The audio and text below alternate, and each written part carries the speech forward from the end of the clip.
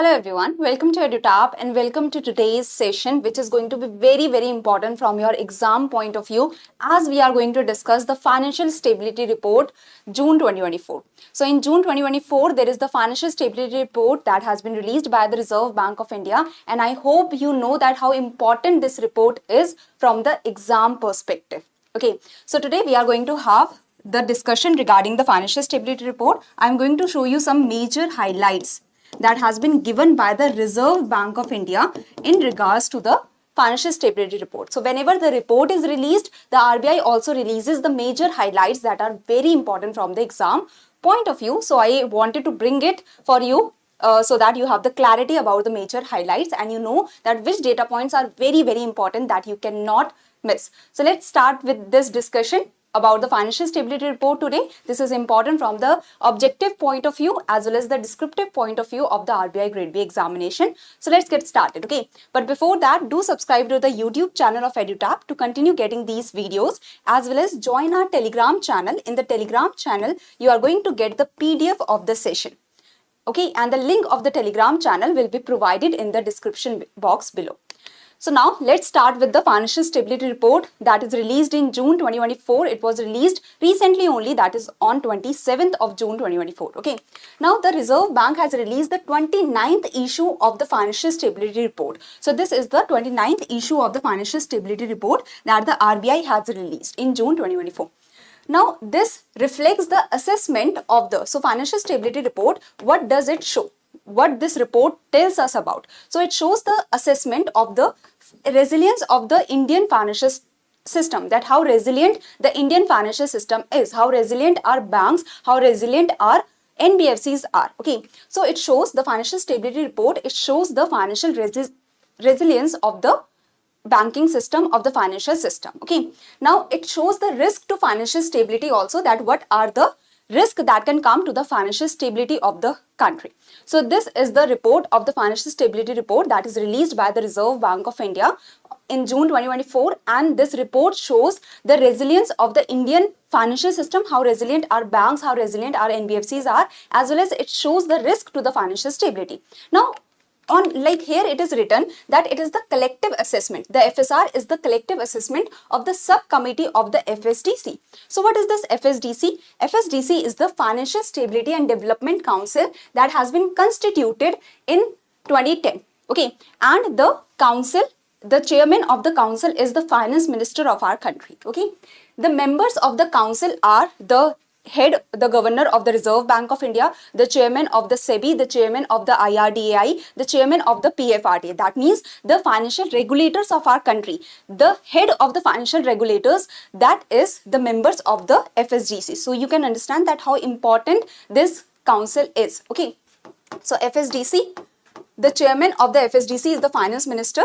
The members of the FSDC are the governor of the RBI, the chairman of the SEBI, the heads of the PFRDA and the IRDAI.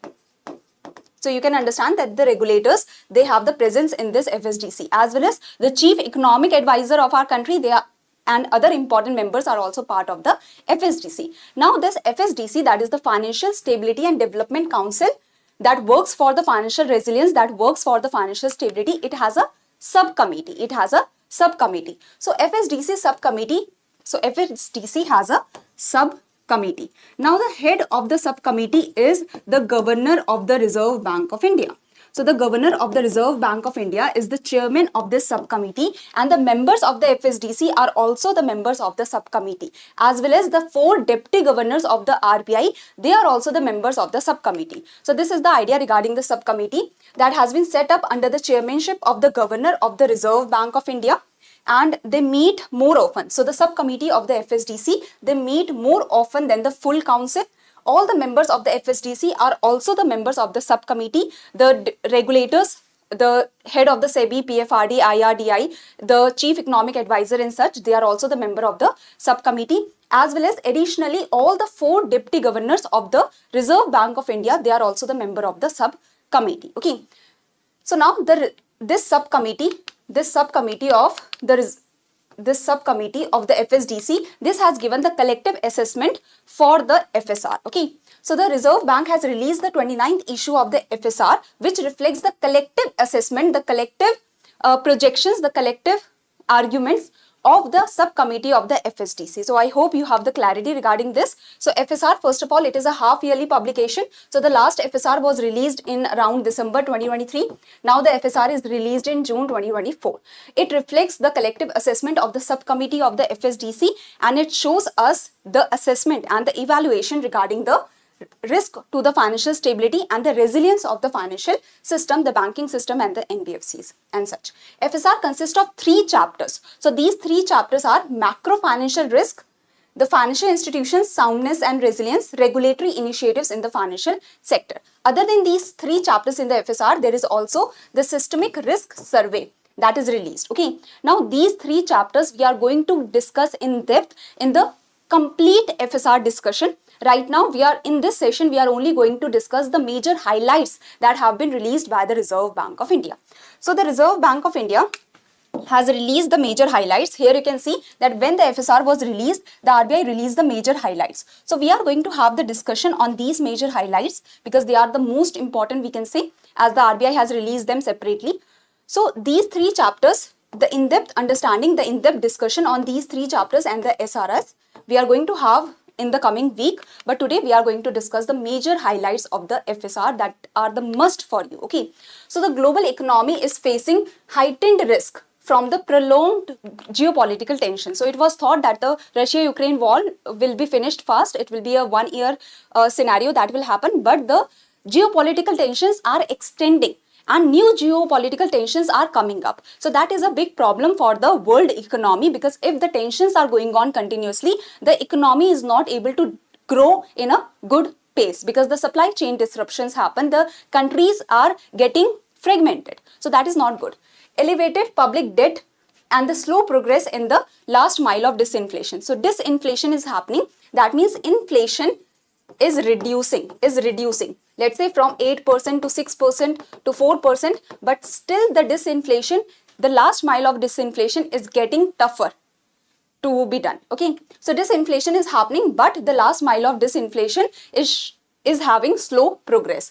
Despite these challenges, the global financial system has remained resilient and the financial conditions have remained stable. So there are many of the geopolitical problems that are coming up, tensions that are coming up, the geopolitical fragmentation is happening, the disinflation is happening, but it is having the slow progress. There is higher public debt of many of the countries, but still the global economy is showing resilience and a little of the stability. So it is said by the IMF that in 2023, the global economy grew by 3.2 and it is projected by the IMF that in 2024, in 2025, the global economy is going to grow by 3.2%. Okay, while the World Bank, as per its own calculation, the World Bank has given different percentages. As per the World Bank, in 2023, the global economy grew by 2.6%, and the World Bank is expecting that in the 2024, the global economy is going to grow by 2.6% only, and in 2025, the global economy is going to grow by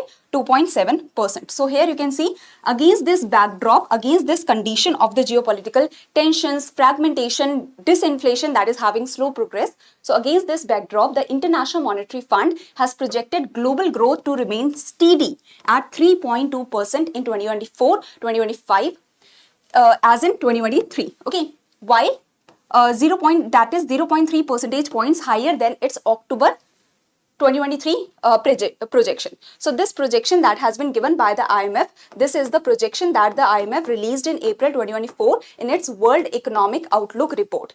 The projection that it released in October 2023, that was showing lower growth scenarios. But if we see the April 2024 World Economic Outlook report that is released by IMF, this is the data that the IMF is trying to show. That is higher than the projection it made in October 2023. Okay, so that is the idea here it is provided. The World Bank, on the other hand, projects global growth to be lower at 2.6% in 2024.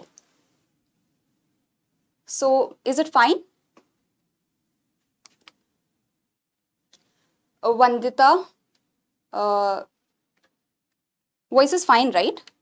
Okay, you made me afraid. Or fine. Okay. So the Indian economy and the financial system remain robust. Now, if we have heard about the global economy, if we have understood about the global economy, now let's focus on the Indian economy. Now let's focus on the Indian economy and the financial system of the Indian economy. So Indian economy and the financial system remain robust and resilient. So that is a good scenario of our country, that the Indian economy is showing resilience and stability. If we see the consumption demand of our country, it is growing. Okay, there is the growth that is happening in the consumption demand. There is the optimism in the investment. That is, investment growth is also happening. The business optimism is present in our country. So these scenarios are showing that Indian economy is showing resilience and stability. The financial system, if we talk about the banking system, about the NBFCs, they are maintaining good capital adequacy ratios. Their balance sheet are showing resilience. Their balance sheet are showing that everything is fine. Okay, as well as they are having lower non-performing assets. So the financial system of our country is showing a lot of resilience and stability. So the Indian economy and the financial system remain robust and resilient, anchored by the macroeconomic and financial stability. So macroeconomic stability, the consumption demand, investment demand, business operations are good. Financial stability, the balance sheet of the banks, NBFCs, is showing resilience, as well as there is the NPAs, non-performing assets, that are reducing, the capital adequacy ratio that is at a good percentage. So with improved balance sheets, the banks and the financial institutions are supporting economic activity through sustained credit expansion. So if the credit is increasing, that means the investment in the economy is increasing. Because why do you take credit? Why do you take loans? You take loans, or the firms are taking the loans for their operations, for their assets and such. Okay, so is it understandable? Understood this point, that the Indian economy and the financial system remained robust and resilient, anchored by the macroeconomic and financial stability. The macroeconomic variables such as consumption, investment, business operation, they are showing stability. The financial stability, the balance sheet, the capital adequacy ratio, the NPAs, so there also we are having the stability. So in the uncertain international economic and financial environment, the Indian economy is exhibiting resilience. So what is happening, that the international economic and financial environment is having many of the disruptions, like the geopolitical tensions, geopolitical fragmentations, but still in the world scenario, if we see India is having resilience and stability. Okay, and India remains the fastest growing major economy in the world.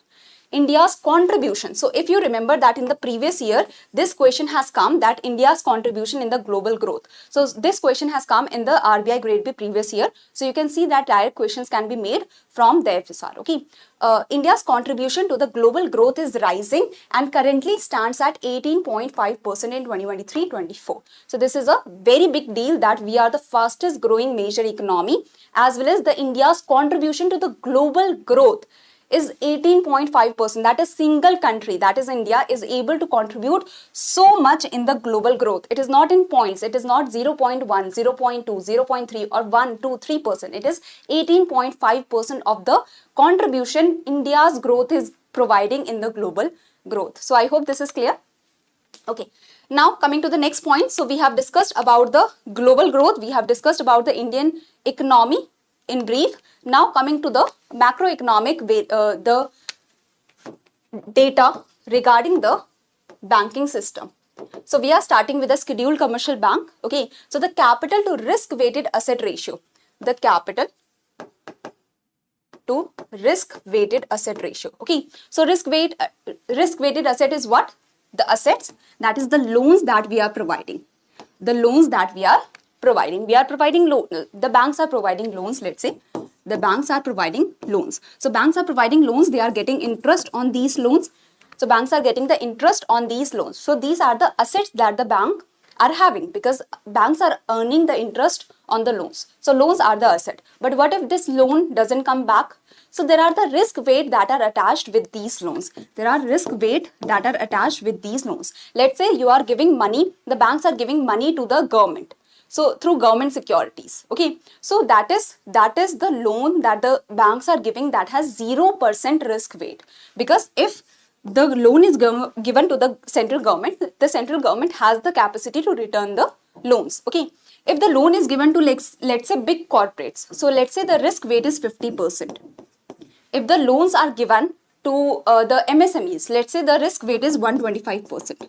If the loans are given to agriculture purposes, let's say the risk weight is 110%. So for different loans that are the assets of the banks, there are different risk weights that are attached with the assets. So this is the risk weighted assets. Against this risk weighted assets, against these risk weighted loans or the investment of the banks have to maintain capital. The banks have to maintain capital with itself, so that the banks are able to handle the kind of situation if there is any disruption that is coming. Okay. So what is this capital? So this is the capital to risk weighted asset ratio, it is the capital that the banks have to maintain against the risk weighted assets. So for the banking system, the CRAR is 9% that the scheduled commercial banks have to maintain. Okay. Out of this 9%, there is two types of capital that is maintained. There is tier 1 capital, that is considered liquid capital or go-to capital. That is, this kind of capital can be used by the banks whenever they are in any kind of distressful situation. Then there is the tier 2 capital. Tier 2 capital. This is the capital that is the gone capital. That means if the banks are in the gone situation, in the insolvency kind of situation, in the bankruptcy kind of situation, then this kind of asset can be used. Then this kind of capital can be used. Okay. So tier 1 capital is the common equity tier 1 capital as well as the AT1. Okay. So this is common equity tier 1 capital that the banks are maintaining with themselves. This is the most liquid kind of capital, and this has to be maintained at 5.5% of the, like out of 9% of the capital to risk weighted asset ratio, 5.5% is the common equity tier 1 capital that the banks have to maintain. These are the reserved, the undistributed assets, we can say. So these are the, like in the form of undistributed reserves. That is the part of the profits that the bank is not distributing, that the part of the profit that the banks are keeping with themselves. So this is undistributed profits, we can say, undistributed profits. Okay, the banks are not distributing these profits to its shareholders or is not giving this part of the profit as tax. The bank is keeping this part of the profit with themselves. So in this way, in this liquid capital manner, the CET1 has to be kept. So this is the common equity tier 1 capital, that is the most liquid capital, that the banks have. So out of 9%, 5.5% has to be maintained in the form of common equity tier 1 capital, that is most liquid capital. Then there is the AT1, that is also a part of tier 1. So this has to be maintained as 1.5% of the capital to risk weighted asset ratio. Okay. Now tier 2 capital, this is the capital that is maintained 2%. So 2% of the CRAR has to be or can be maintained in the tier 2 part. So 2%. So what is this tier 2? Tier 2 is the capital that the banks have. Let's say the infrastructure that the bank has. So that is the asset of the bank, right? That is the capital of the bank. The machinery that the bank has. So that is tier 2 capital. If the bank is in the insolvency kind of situation, is in the worst kind of situation, then only this tier 2 capital can be used. Okay. So the CRAR is the capital to risk weighted asset ratio. The CRAR is the capital to risk weighted asset ratio, that is 9% the banks have to maintain. Out of this, there is tier 1 capital, tier 2 capital, the tier 1 CT, common equity tier 1 capital, common equity tier 1 capital is the 5.5%. That is the most liquid capital the banks have. Then there is the AT1 capital, tier 2 capital, AT1 capital 1.5% that the banks have to maintain. Tier 2 capital, the banks have to maintain it at 2%. So this is the 9% of the capital to risk weighted asset ratio that the banks have to maintain. Okay. Now in this 9%, if you add the CCB, that is the capital conservation buffer. So there are some buffers that the bank has to maintain also. That is, the buffers are, yes, the buffers are 2.5%. So in total, the CRAR is considered 11.5%. Okay. So the CRAR that banks have to maintain is 9% with the capital conservation buffer. The capital conservation buffer is the extra buffers that the bank can keep. So that the extra buffers are 2.5%. The capital conservation buffer, we can say, is 2.5%. So in total, 9% plus 2.5%, 11.5% is the CRAR, we can say. Okay. Now coming to the what the banks are actually maintaining, what the scheduled commercial banks are actually maintaining. Are they maintaining 9%? Are they maintaining 11.5%? No, they are maintaining nearly 16.8% of the CRAR. That is way higher than the capital requirement, than the minimum requirement that is provided by the Reserve Bank of India. So that's why the banks are in the good situation. They are maintaining good capital adequacy with themselves. They have the adequate capital with themselves to handle the distress kind of situation in the economy. Okay, so the capital to risk weighted asset ratio and the common equity tier 1 ratio, that is the most liquid capital out of the capital to risk weighted asset ratio, the most liquid capital is CET1. So the banks are maintaining good tier 1 capital, or the good common equity tier 1 capital, we can say. This is the scheduled commercial bank. They stood, the CRAR and the CET1 ratio of the scheduled commercial bank stood at 16.8% of the CRAR and 13.9% of the CET1 ratio. So you can understand at the end of March 2024. So the banks are maintaining good capital to risk weighted asset ratio, as well as the banks are maintaining good CET1 ratio. So you can understand that the capital adequacy, the banks have adequate capital to handle the distress situation. Any confusion here? Give me a thumbs up if everything is clear. If everything is clear, give me a thumbs up. Now coming to the next part, that is the scheduled commercial bank's gross non-performing asset. Give me a thumbs up if everything is clear. Now fees, like the tier 1, tier 2, they are the static point. I have told you the basic example. So if you want to know more about it, you can understand it under the static concepts. Okay. This is the basic idea that you need to get from the current affairs point of view. Okay. Now, scheduled commercial bank gross non-performing asset ratio fell to a multi-year low. So if you see that from the March 2015, if you compare, in March 2024, we have a multi-year low in the gross non-performing asset, as well as a multi-year low in the net non-performing asset. So the gross non-performing asset is at a multi-year low, as well as net non-performing asset has been at a multi-year low by the March 2024. So for the financial year, that is 2023-24, the financial year ended in March 2024. So if we see for March 2024, the gross non-performing asset as well as the net non-performing asset has been at a multi-year low of 2.8%. And so this is the net non-performing asset that has been at the multi-year low at 2.8%, and the net non-performing asset has been at a multi-year low of 0.6%. Now gross non-performing asset is what? It is the total non-performing assets of the banks. Okay, so banks, let's say their loans are not coming back that they have given, or the interest is not coming back for, let's say, 90 days. So that becomes the non-performing asset. So these are the total loans. The gross NPAs means total NPAs, total non-performing assets, total loans that are not coming back to the banks. Net non-performing asset. Now gross non-performing asset minus there are some provisions that the bank is keeping, okay, against the assets, against the loans that the bank is providing. There are the provisions that the banks are keeping. The provisions that the banks are keeping. Let's say gross non-performing asset is 100 and the provisions that the bank is keeping is 76. So the net non-performing asset is going to be how much? 24. So this is the idea. Net non-performing asset is the gross non-performing asset minus the provisions that the bank are keeping.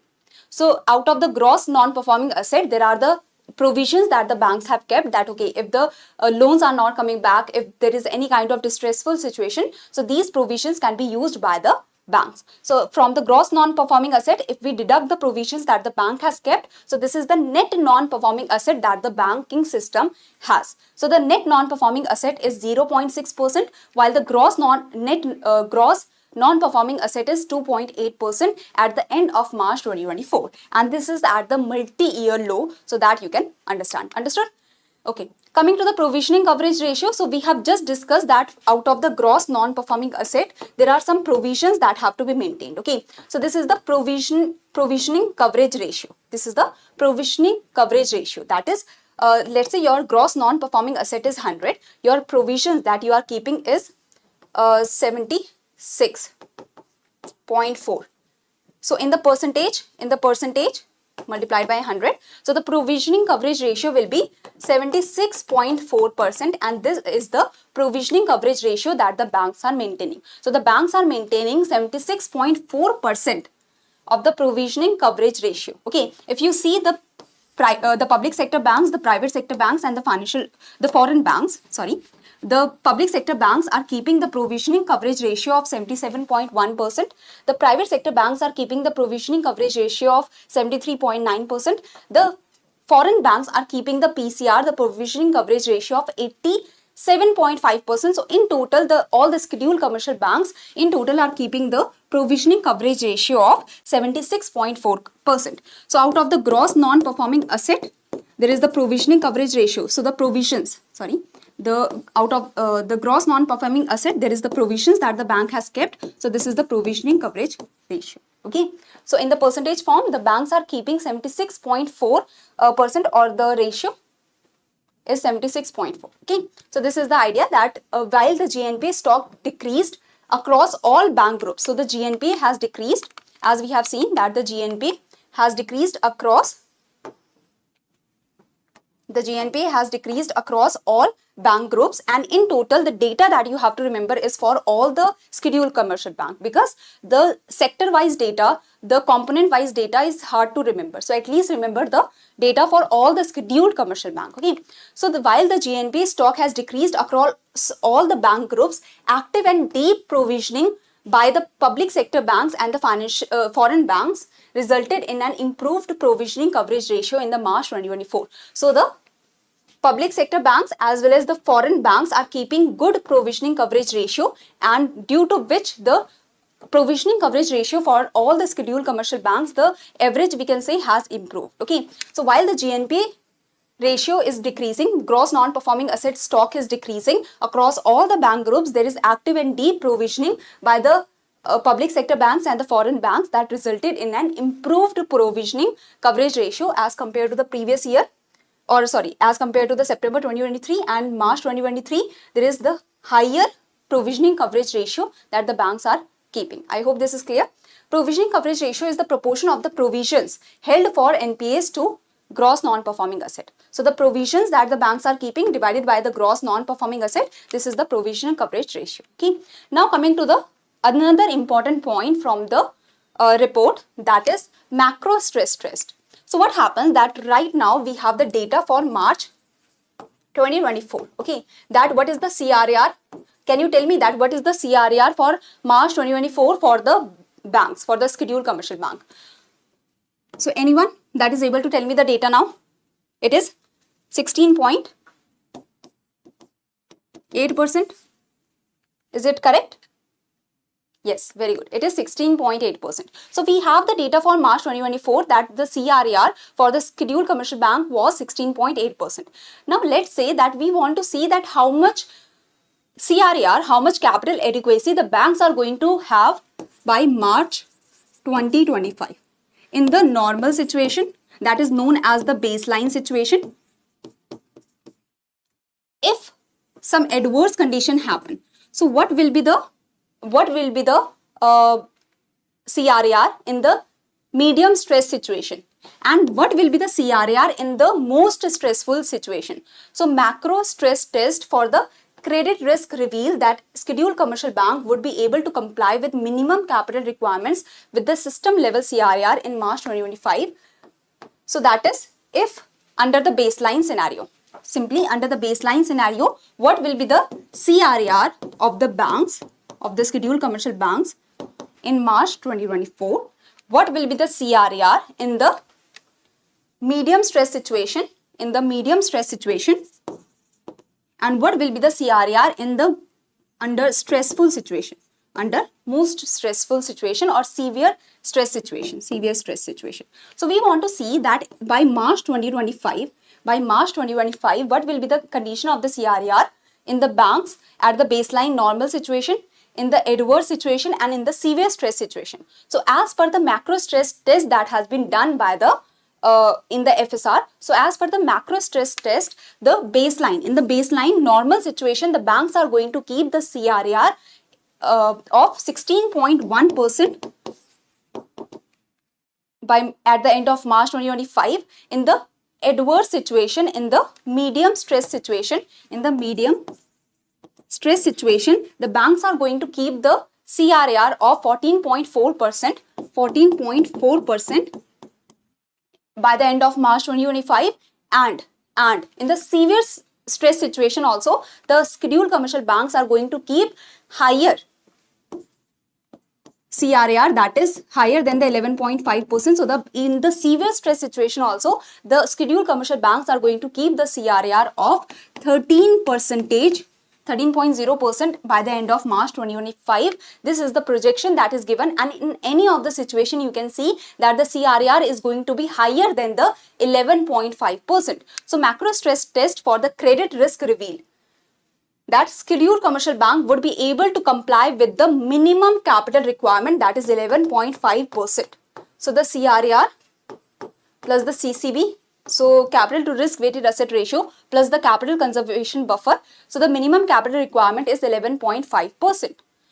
Now the macro stress test is showing that the banks are going to comply with the minimum capital requirement with the system level CRAR. The system level CRAR or the banking system level CRAR in March 2025 is projected at 16.1% in the baseline in the normal situation, 14.4% in the medium stress situation, and 13% in the severe stress situation. So even if the severe stress is coming into our country, okay, because of some external tensions, let's say severe stress is coming into our country, still the banking system of our country will be able to maintain the minimum capital requirement, and the capital, the CRAR that the banks will be maintaining will still be higher than the minimum capital requirement even in the most stressful situation.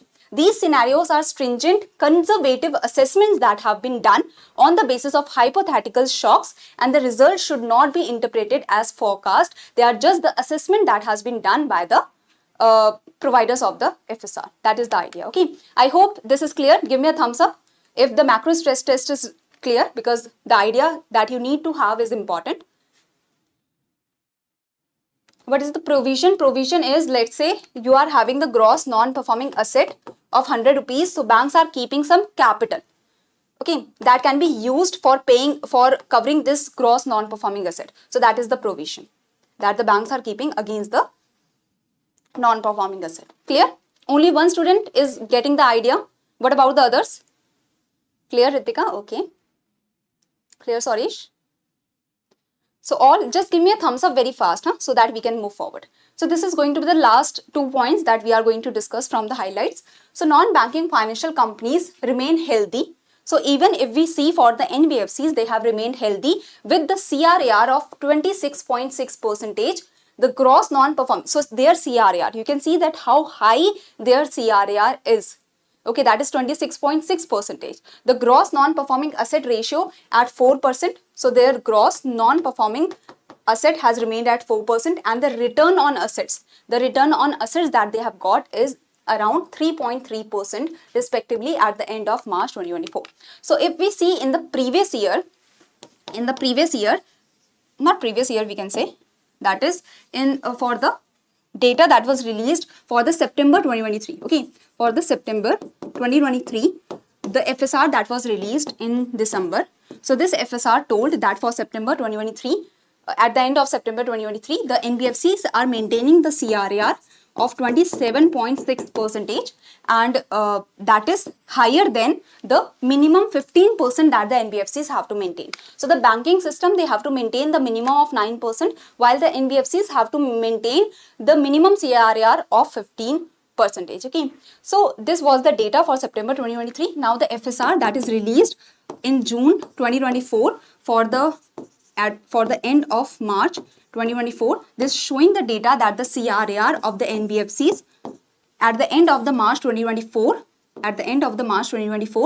was at 26.6%. So you can see that the CRAR has dipped a little, but that is still way higher than the minimum regulatory requirement. Okay, so at the system level, the CRAR of the urban cooperative banks has inched up, has increased to 17.5% in March 2024, while for the NBFCs, the the CRAR has declined marginally from 27.6% to 26.6%, but still the 26.6% of the CRAR is still higher than the prescribed minimum regulatory limit. So I hope this is clear. I hope this is clear. So the minimum CRAR that is told by the RBI, the NBFCs are keeping higher than the minimum requirement. So that is the idea. Okay. Now the last point is that as per IRDAI's mandate, so Insurance Regulatory and Development Authority of India, that has a mandate that the insurance companies have to keep 150% of the solvency margin. Okay, so what is the solvency margin first of all? So solvency margin is the extra capital, the companies must hold over and above the claim amounts they are likely to incur. So let's say that the insurance companies have the claim of 100 rupees, that if all the people are coming for the claim will be of 100 rupees. So it has been said to the insurance companies that they have to maintain 150 rupees. If their claim amount is 100 rupees, if the people can claim from this insurance company 100 rupees, they have to maintain the extra margin, they have to maintain the extra capital, that is 150% of the claim. So solvency margin is the extra capital the companies must hold over and above the claim amounts they are likely to incur. So it acts as a financial backup in extreme situations, enabling the company to settle all the claims without any problem. So IRDAI mandate is that in terms of solvency margin, the required value is 150%. So if the claim is 100, you have to maintain 150 rupees. Okay. So the solvency margin is the extra capital the companies must hold over and above the claim amount they are likely to incur. That is the idea. So the consolidated solvency ratio of the insurance sector remains above the minimum threshold limit of 150%. So IRDAI has mandated the 150% as the minimum threshold. So insurance companies are even keeping higher than the minimum threshold for the solvency margin, so that the insurance companies are able to maintain their solvency. Okay, so this is the idea. The minimums. So this is the idea. Okay, minimum CRAR is 12.5%. Sorry, minimum CRAR is 15% for the NBFCs. So now this is the first question. I hope you will be able to answer this question.